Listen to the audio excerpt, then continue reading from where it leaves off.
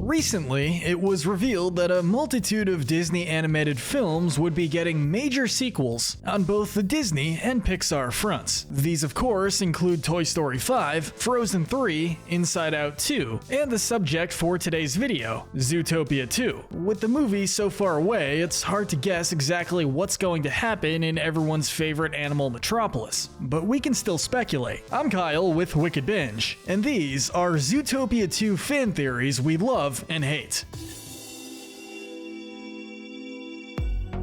Oh, and real quick, a spoiler warning for anyone who hasn't seen the first Zootopia film. So, let's take a look at some of the most interesting fan theories about Zootopia 2. We'll start with a theory put forth by Reddit user .warner1993, which is Lionheart escapes prison. Mayor Lionheart was a major character in the original film, played by legendary actor J.K. Simmons. Near the midpoint of the film, Lionheart gets put in prison under false pretenses. I was trying to protect the city! Now, while his arrest is known to be for false reasons, the end of the film shows that he is still in prison, which goes to show how justice is carried out in the world of Zootopia. This theory puts forth that Lionheart would either escape prison or be let out as part of the plot behind the second film. It's unknown what other purpose he could serve, but at the very least, it would be the correct outcome for what happened to him. Now, let's be clear, while he is still in prison at the end of the movie, there is a sequel comic that shows he has been reinstated as mayor. However, it's unknown if the comic is canonical. So yeah, we have to mention that this feels almost necessary for the sequel in some shape or form. So we'll say that we love this theory and hope that it happens. The next theory on our list is that Bellwether returns.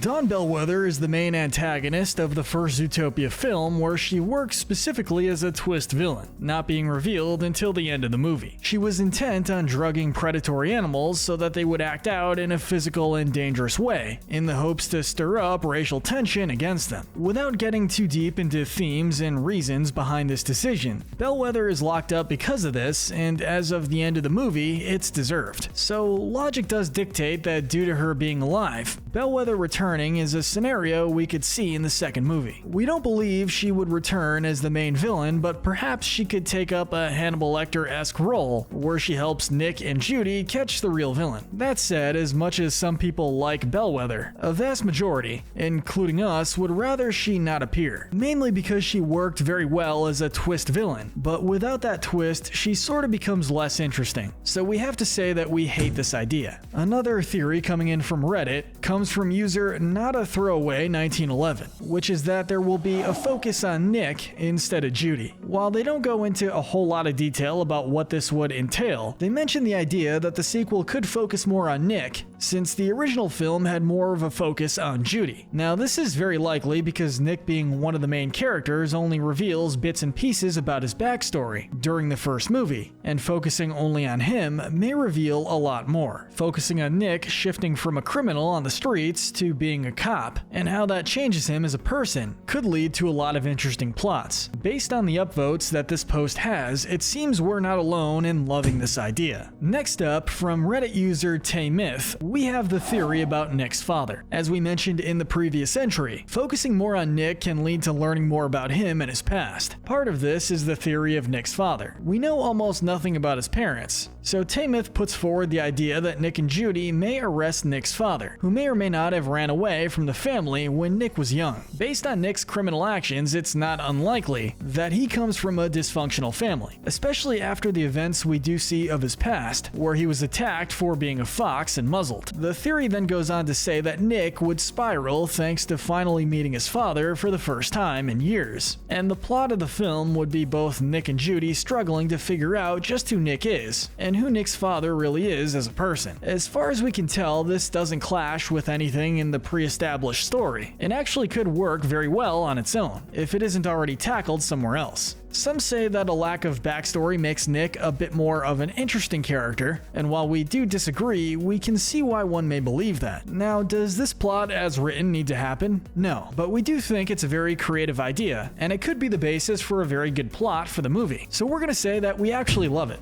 The first of two entries based on Reddit user Evil Stevel the Knievel's comment is Nick and Judy are blackmailed. Now, as this is based on a comment, the context for this theory goes as such. Nick and Judy did a variety of less than above board things during the events of the film, such as using the Mafia to rough up a key witness, and essentially become dirty cops. They're essentially caught on surveillance of some kind, and Mr. Big from the first movie ends up blackmailing them and using the footage against them. So either the two become dirty cops and help Mr. Big, or they have to deal with the ramifications of that issue. In either way, it would lead to a very interesting situation that we don't believe has been tackled by anything else Disney has ever done. The likelihood of Disney turning two of their protagonists into corrupt cops is virtually 0% in this era, but we have to say we do love the idea of turning Zootopia 2 into a far grittier story. Or, you know, as gritty as you can make a story about a city filled with talking Disney animals. Based on Ranker.com's list of 13 theories for Zootopia, we have Mr. Big's Mafia runs the police. Now, this sort of plays off the previous entry to a degree, but it actually comes down to a few different things that sort of angle us towards believing this one.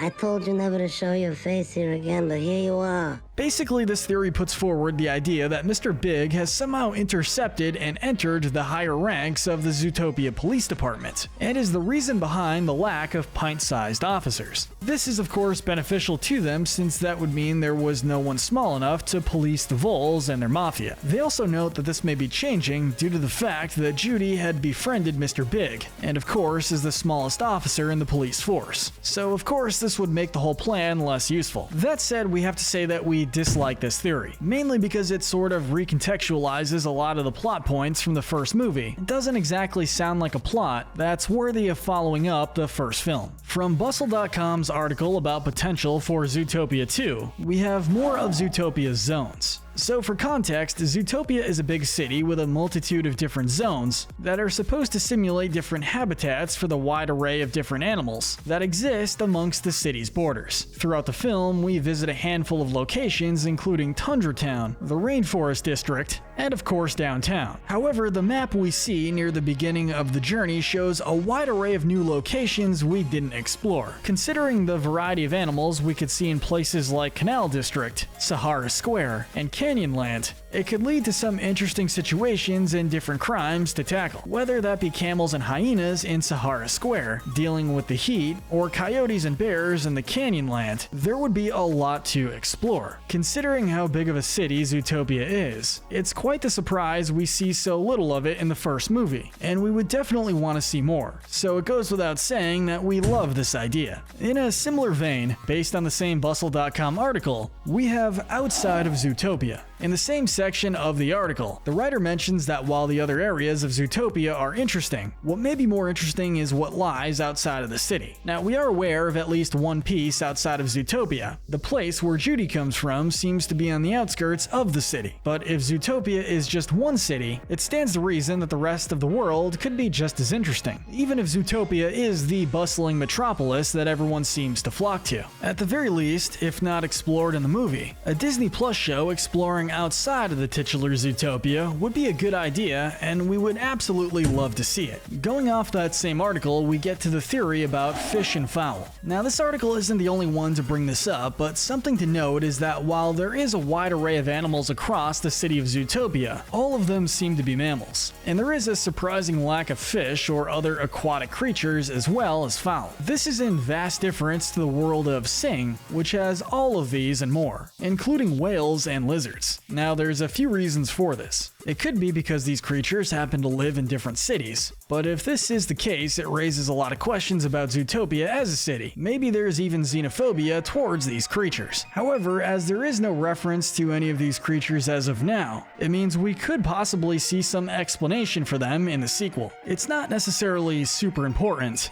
but we'll say that we'd like for this to at least be referenced in the second film, so we like this idea. The penultimate entry on this list is still based on that Bustle.com article, a genre shakeup. The original version of Zootopia's script was a spy thriller, and Bustle.com mentions that this could be an intriguing way to take the sequel. Considering the more spy/mystery aspect of the first film, combined almost expertly with the buddy comedy style of many police films, it would make sense to try a different style for the second movie. Now, what would work is a different question. A frenetic action film could be fun, and that hasn't particularly been tackled by Disney in a while. Going into a different style of political spy thriller could be a good idea for the series as well, but considering how dark that can get, it may not happen. The other ideas put forward by Bustle aren't particularly great, but maybe seeing the history of Zootopia with a Western theme could be a bit interesting. However, considering the great balance the first movie pulled, we think something tonally similar would be much superior. So we have to say that we hate this idea, at least for the sequel. The final entry on our list merges a few fan theories discussed in blogs and Reddit, which is societal commentary of the 2020s. So, as people have noted, Zootopia was a relatively well-written critique and showcasing of society as it existed circa 2016, as that's when the movie came out. So with the movie coming out in 2024, it makes sense that the second film would also tackle this general central idea. Basically, this wouldn't be a shock given these themes were present in the first movie. Considering the wide array of news and events that have occurred in the last few years, things like massive viruses that YouTube still doesn't love us talking about, wars and even refugee crises, and discussions surrounding police brutality or various social issues, how the studio chooses to handle these themes will be interesting. Whether they hit people over the head with these themes, tiptoe around them, or just go the route of avoiding them altogether. However you want to look at it, movies and animation have found themselves at the forefront of these cultural conversations, and there is a pretty big divide. Without oversimplifying it too much, one side typically believes these perspectives are very important and should be discussed, even in Disney movies made for kids. In fact, some argue it's very important for kids to learn these perspectives as early as possible, while others might disagree with some of the premises put forth, call some of the content too woke, or would just prefer these topics not be put in children's content. The one thing I think most people can agree on is it can be really tough to please everybody nowadays, and Disney has kind of found itself in the middle of navigating that. So where do we fall on this issue? Well, we're going to take the easy way out and say we have mixed feelings on this one. We'll leave it up to you all to hash it out in the comment section below. But let us know what you hope to see in Zootopia 2, and tell us what we should cover next. Remember to hit that notification bell and binge more of our videos. But most importantly, stay wicked.